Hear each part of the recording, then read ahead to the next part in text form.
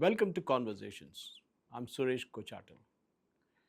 The deadline of March 31st, given by Union Home Minister Amit Shah to end the Naxal menace, has completed its term. Almost all of the Naxals, including the top leaders, have surrendered, barring a couple of them. And they too will be accounted for in the next 1 week, hopefully. What began in the 60s as a movement against zamindars, against the bourgeois, has over the years turned into a law and order issue and to almost equated with terrorism. But successive governments over the years have done nothing about it. We saw how Naxals ruled the entire route from the Dandakaranya belt, from Nepal, as I say, right down from Pasupati to Tirupati. That is a stretch which they had. Over 200 odd districts were under the influence of Naxals. Today, just two of them remain, and that too with negligible presence, Sukma and Bijapur in Chhattisgarh. How did this turnaround come about? One, when you have a resolute political leadership who decides to take a problem head on, you can do anything. We have seen how once the then Union Home Minister P. Chidambaram, openly admitting in the problem in the parliament that Naxalism cannot be rooted out. Yes, you heard it right. Chidambaram said that Naxalism cannot be rooted out. But today, how did Union Home Minister Amit Shah ji make that possible? One, have a clear-cut plan how to go about handling this. Naxalism is not just a law and order issue. It's also a social issue. The Naxals took up the cudgels on behalf of the tribals and the underprivileged living deep in the forest because development never reached them. As I said, successive governments, Congress governments over the years, never did anything for these tribal areas. As a result, the tribals were wholly dependent on the Naxals. I remember in my school days when I studied at Model High School in Osmania University. At that time, Naxalism was picking up its pace. We had students' organizations like the PDSU and the RSU, which were the recruiting grounds for Naxals in Telangana or then Andhra Pradesh. In fact, a bulk of the Naxal leadership who surrendered and who passed away were all from the erstwhile Andhra Pradesh, and especially in Telangana, from many engineering colleges. The question you would obviously ask, how come these educated young men of those days joined the Naxal movement? Because that is a one-way ticket. You're never sure you'll come back. Many of them who surrendered recently have spent 30 to 40 years in the forest fighting the establishment. What motivated them to do it? As I mentioned before, it is also a social issue because they saw no development, they saw no employment, because after getting educated, after doing your engineering or even your post-graduation, these youngsters were not getting any jobs.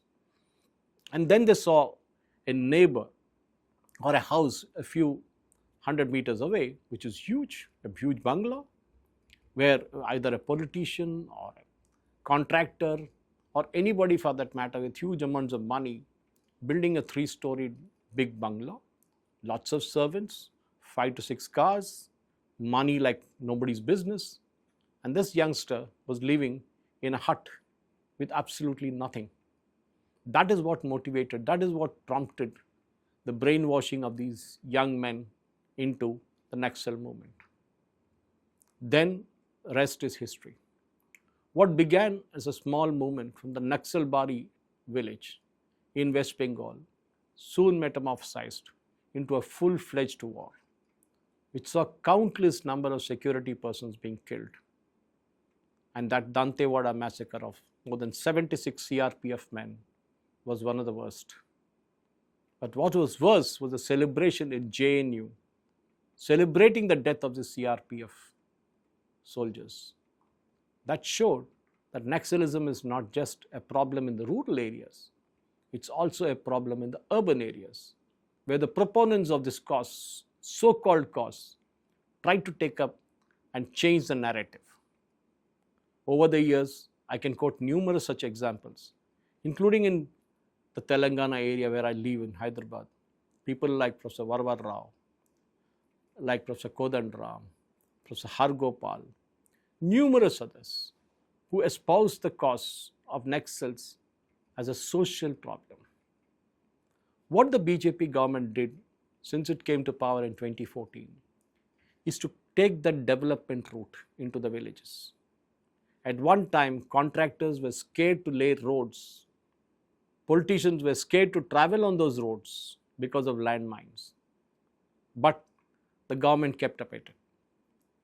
With Girijan Corporation councils and other modes, the government ensured that schools, primary health centers, good roads, and of course some self-employment schemes were started in the rural areas, especially the rural tribal areas. We all know that the Naxals thrive their funding by taking money, or rather grabbing money, or rather blackmailing the contractors and also the mining companies.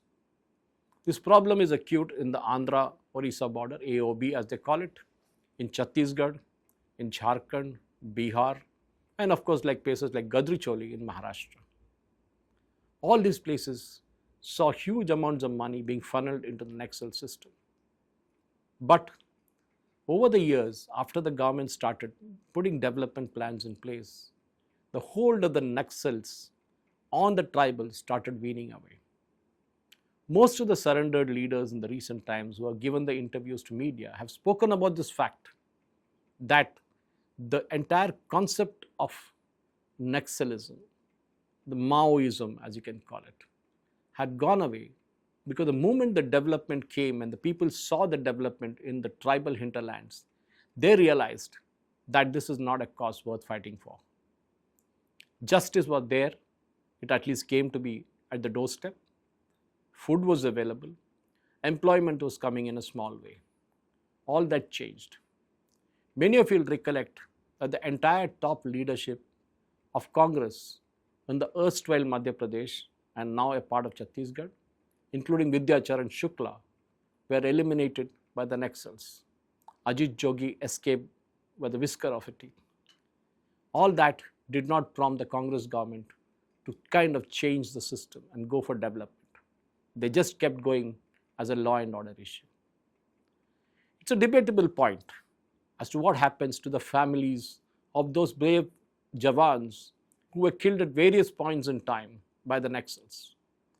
They have a grouse. They say that if the Naxal leaders who are surrendering are being given 50 lakhs or 1 crore, being given an employment, given land, giving some job opportunities, what about us? A husband, a brother, a sister, or just about anybody who was a soldier, who was a Jawan in the CRPF or the local police forces who were killed, what answer will you give them? The question is simple. There are no two-way solutions about this. This has to stop somewhere. The Naxal leaders also know that they had a price on the head, and maybe they're being rewarded for that price. The law and order authorities, including young CRPF officers, young IPS officers who were deputed to CRPF, did an admirable job.